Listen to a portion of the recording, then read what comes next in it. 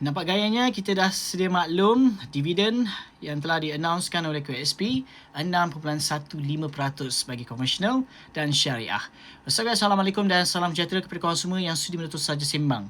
Aku Faizwan. So isunya, adakah boleh ke duit QSP dividen daripada akaun 1 itu boleh dimasukkan seluruhnya ke dalam akaun 3? Dan kenyataan terkini daripada QSP menjawab kepada suara itu. Jom kita tengok paparan. Okey, ini kata QSP. Tak boleh ambil dividen akaun lain ke akaun 3. Yang mana dividen yang diisytiharkan oleh Kumpulan Wang Simpanan Pekerja QSP perlu dikreditkan ke dalam akaun masing-masing selaras dengan peruntukan undang-undang sedia ada. Ketua Pegawai Eksekutif QSP Ahmad Zulkarnain On berkata, di bawah Akta QSP ketika ini dividen tidak boleh dipindahkan merentasi akaun.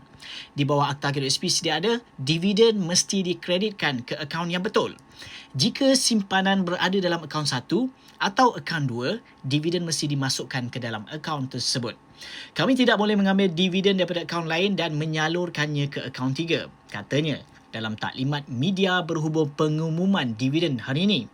Menurut beliau, pembayaran dividen dikira sebagai berdasarkan baki dalam setiap akaun.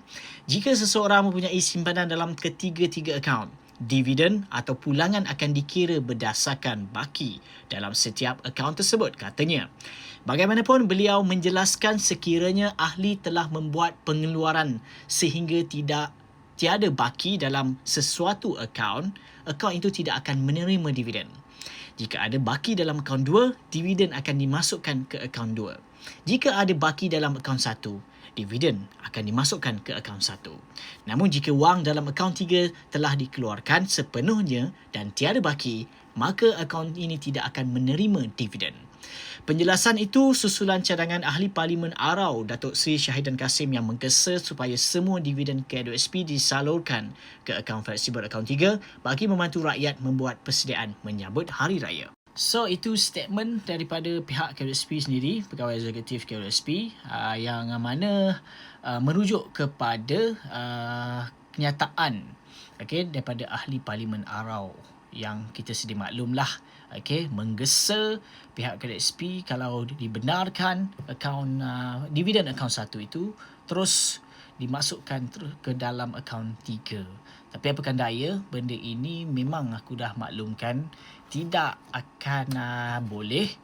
Lagi-lagi kalau macam kita gunakan statement ataupun alasan di media sosial mengatakan untuk persediaan raya.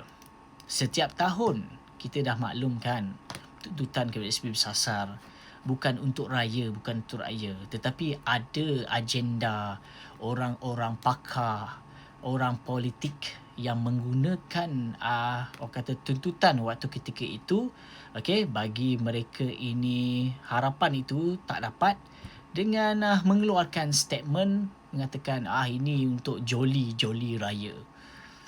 So sebab itulah alasan raya ni tak boleh. Tetapi benda ini viral di Cosmo. Pihak Cosmo yang memviralkan isu ini supaya benda ini tu tak terjadi.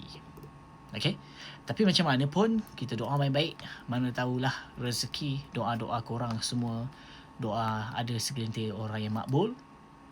Doa korang termakbul, rezeki kepada kita semua. At least sedikit sebanyak ada satu solusi yang boleh dilakukan oleh kerajaan ataupun KWSP. Tetapi korang kat luar sana janganlah putus harapan. Apa yang perlu korang buat? Teruskan untuk bersuara, komen.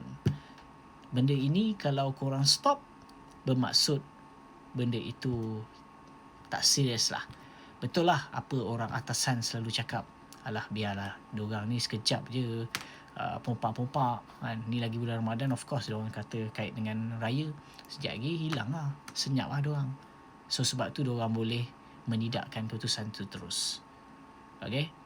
So jangan berhenti suara, teruskan bagi korang yang rasa memerlukan suara korang itu berada di pihak yang betul. Ya ke apa aku cakap? Apa kata korang? Aku Faizwan. Assalamualaikum.